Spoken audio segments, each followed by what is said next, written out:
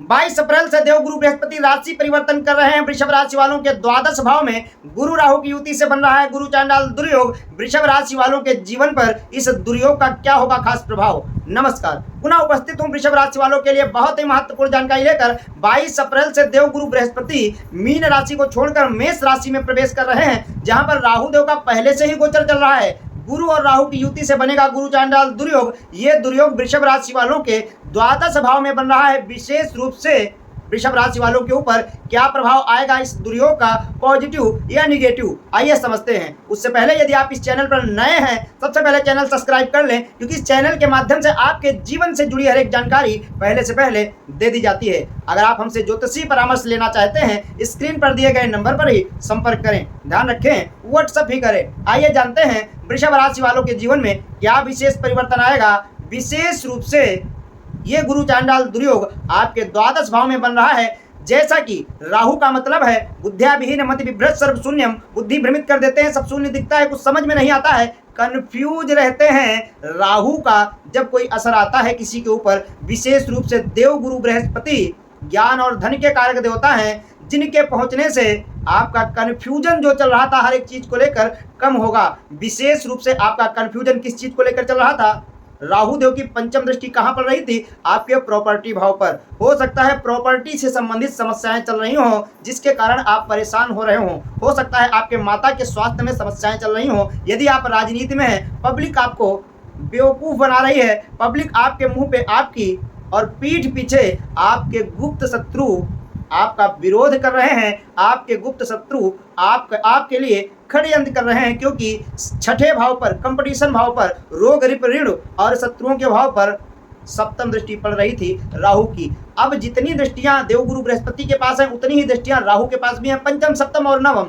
जहां जहां राहु का प्रभाव पड़ रहा था, वहां देवगुरु बृहस्पति का भी प्रभाव पड़ेगा। और देवगुरु बृहस्पति की अमृत दृष्टि है, विशेष रूप से पंचम दृष्टि प्रॉपर्टी भाव पर, सप्तम दृष्टि कंपटीशन भाव पर और नवम दृष्टि अष्टम भाव यानी कि आयु भाव पर। विशेष रूप से यदि आपके जीवन में प्रॉपर्टी को लेकर समस्याएं चल रही थी, आपके घर में, आपके पर्सनल सुखों में समस्याएं आ रही थी, समझ नहीं पा रहे थे, अंदर ही अंदर बस परेशान थे, बातें बोल नहीं पा रहे थे, समस्याएं दूर होंगी, शांति प्राप्त होगी। विशेष रूप से आपके पर्सनल सुखों में बढ़ोतरी होगी। आप नया घर खरीद सकते हैं, नया वाहन ले सकते हैं और प्रॉपर्टी खरीदने का योग बन रहा है, प्रॉपर्टी भी खरीद सकते हैं। और दूसरी बात में अगर देखा जाए, सप्तम दृष्टि कंपटीशन भाव पर पड़ेगी। विशेष रूप से यदि आप किसी चीज़ का कंपटीशन कर रहे हैं, किसी कंपटीशन की तैयारी कर रहे हैं, अभी तक आप बहुत ज़्यादा कंफ्यूज हो रहे होंगे, बहुत ज़्यादा परेशान हो रहे होंगे, आपका मन नहीं लग रहा होगा, अब चीज़ें ठीक होंगी। आपके गुप्त शत्रु आपके पीछे पड़े थे, विशेष रूप से आपके पीठ पीछे षड्यंत्र कर रहे थे,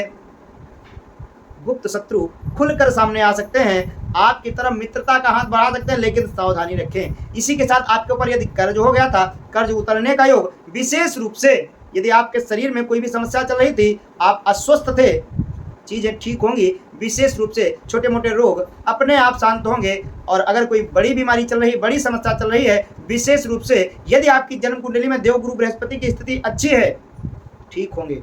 दवा फायदा नहीं कर रही थी, दवा फायदा करेगी। विशेष रूप से जैसा कि राहु का मतलब ही है बुद्धिविहीन मति विभ्रत सर्व शून्यम, चीजें होती हैं पर दिखती नहीं, समझ नहीं आता, बुद्धि शून्य हो जाती है। और कुछ चीजें होती हैं, दिखती नहीं, दिखती हैं पर होती नहीं। ये भी काम राहु और केतु का होता है। विशेष रूप से हो सकता है आपके शरीर में समस्याएं चल रही हो, पर डॉक्टर के समझ में ही ना आ रही हो। आप जांच कराते हैं, रिपोर्ट में कुछ नहीं, नॉर्मल निकलता है, लेकिन समस्याएं चल रही हैं। अगर ऐसा कुछ चल रहा था, चीजें ठीक होंगी। विशेष रूप से नवम दृष्टि अष्टम भाव पर पड़ रही है।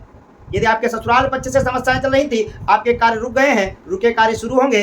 धन लाभ, अचानक धन लाभ का योग बन सकता है। यदि आप विदेश में सेटल होना चाहते हैं, विशेष रूप से योग बन रहा है, विदेश में सेटल हो सकते हैं, विदेश जा सकते हैं। कोर्ट कचहरी से संबंधित अगर कोई समस्याएं चल रही हैं, चीजें ठीक होंगी। विशेष रूप से आपके खर्चे गलत दिशा में हो रहे थे और बहुत ज्यादा मात्रा में हो रहे थे, पैसे सेव नहीं हो पा रहे थे, अब पैसे सेव होंगे। विशेष रूप से आप कोई भी बड़ा कदम उठाने से पहले इन ग्रहों की स्थिति जरूर देखें, क्योंकि आप बड़े कदम उठा सकते हैं। क्योंकि देवगुरु बृहस्पति राहु के पास पहुंचे जैसा कि अभी तक राहु आपको गलत दिशा में उड़ा रहा था, गलत दिशा में ले जा रहा था, लेकिन अब सही दिशा में जाएंगे और विशेष रूप से बड़ा कारखाना, बड़ी फैक्ट्री, नया कार्य शुरू कर सकते हैं, नया व्यापार शुरू कर सकते हैं। बहुत ज़्यादा पैसा इन्वेस्ट करने से पहले अपनी जन्म कुंडली में इन ग्रहों की स्थिति एक बार जरूर देखें। देवगुरु बृहस्पति, राहु देव और शुक्र देव जो कि आपकी राशि के मालिक हैं, साथ ही साथ शनिदेव, इन ग्रहों की स्थिति जरूर देखें।